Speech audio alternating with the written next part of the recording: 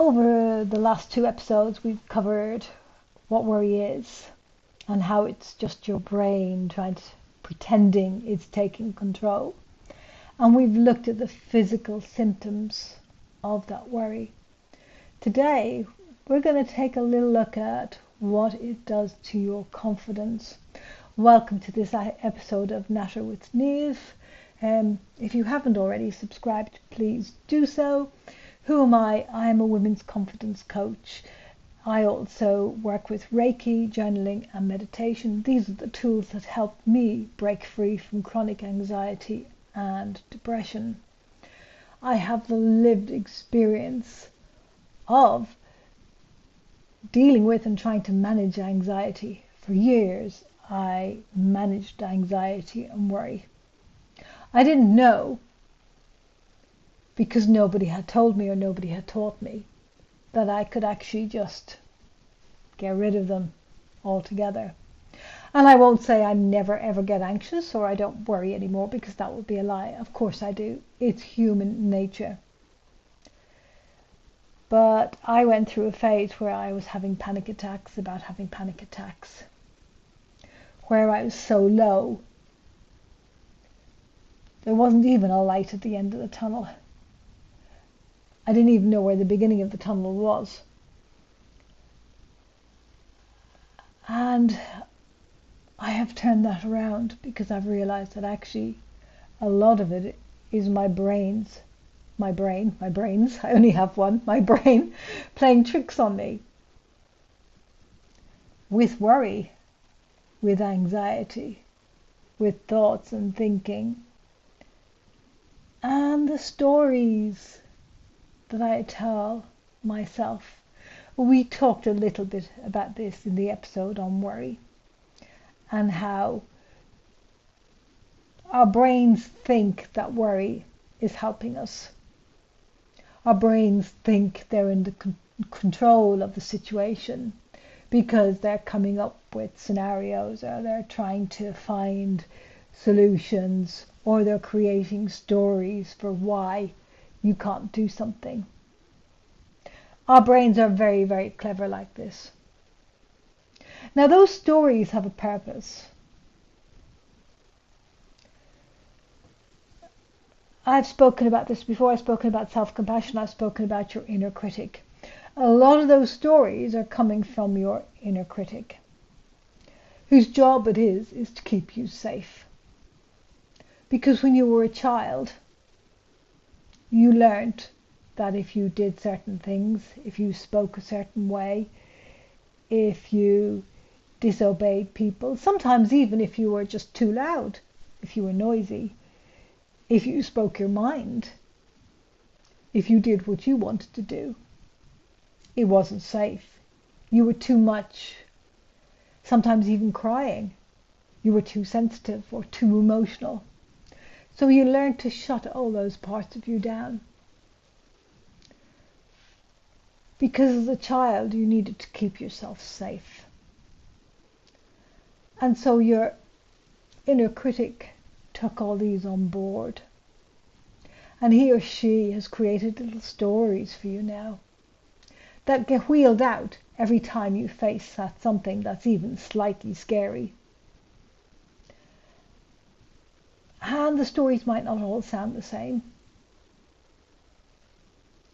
You might not even have the same thoughts, but usually there's a pattern there. And if you stop and listen close enough to what your inner critic is saying to you, you'll notice the pattern. You'll notice what your inner critic is saying to you. Now, I've told this story a few times, so you may have heard it already, but a few weeks ago, I had a flat pack. I'd been waiting for ages for somebody to come around and help me to build it. I'd refurnished my bedroom, and I'd gone the flat pack route because, real furniture is expensive. So I'd gone the flat pack route. And somebody had come around and helped me put the first 3 or 4 pieces together. And there was just this last piece to be done. We didn't have time when they came. And so I've been waiting and waiting and waiting. And I had booked a tip run, and we only get so many of those a year where I live. And so I was filling the car up, and I had a shelving unit which I needed to get rid of, and I wanted it to go to the tip. So I literally took everything off it and threw it on the floor on the bed, and broke the shelving unit down and took it to the tip with everything else. So I come back home and I'm thinking, well, I have nowhere to put this stuff now. It's on my bed. It's on the floor around my bed, and I want to go to bed tonight. And I thought, well, I could build that flat pack that's just waiting to receive all this stuff that's on my bed. And then this little part of my brain kicks in. Nah, you can't do that. You can't build a flat pack. You tried before. You can't visualize it. You can't even read the instructions. You don't know what you're doing. You're going to mess it up, and you're going to waste the money you've spent. And I caught it. And I realized that this is a little story I've been telling myself for years, because it's something I was told as a child, that I wasn't practical. I was told I wasn't creative as well, but I wasn't practical. I've been telling myself for years that I can't visualize things, that I don't have spatial awareness. I mean, it's all a big fat lie. And yes, I have also, over the years, had issues with spending money and, protecting money, not wanting to waste money. I mean, that's come from my parents. It's come from various different places. I'm not going to dive into those stories now. So that was a major factor as well, not wasting the money I'd spent.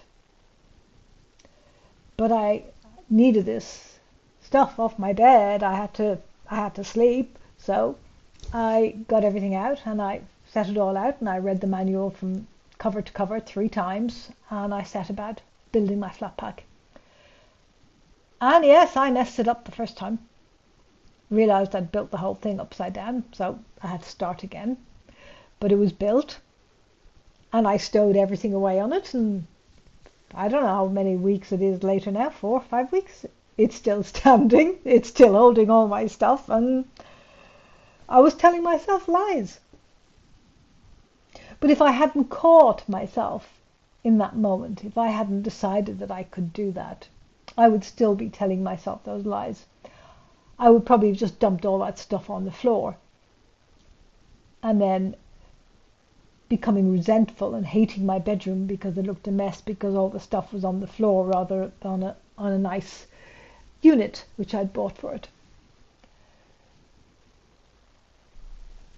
And can you see here where I was making up stories, and so I had no confidence in myself, and I could have let that continue.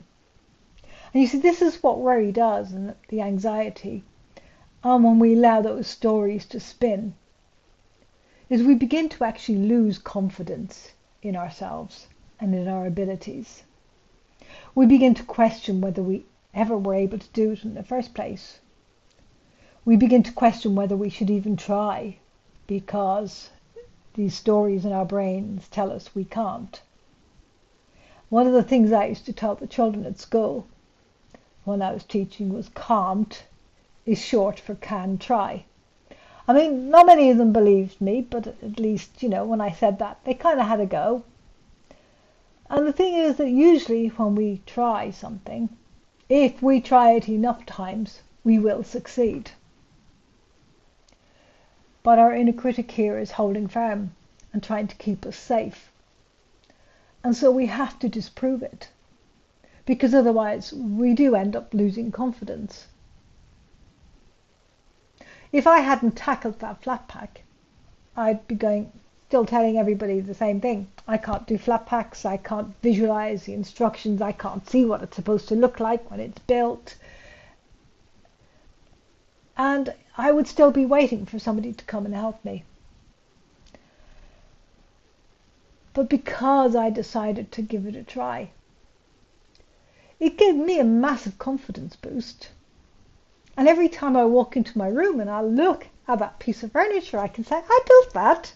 I did that, me, all by myself. I did that. See, I can do it. And that slowly builds our confidence back up. And you don't have to start with huge things. You don't have to start with a flat pack. But next time you notice that worry pop up about something that you can't do or you think you can't do, you're telling yourself the stories about whether you can't, that you can't do it.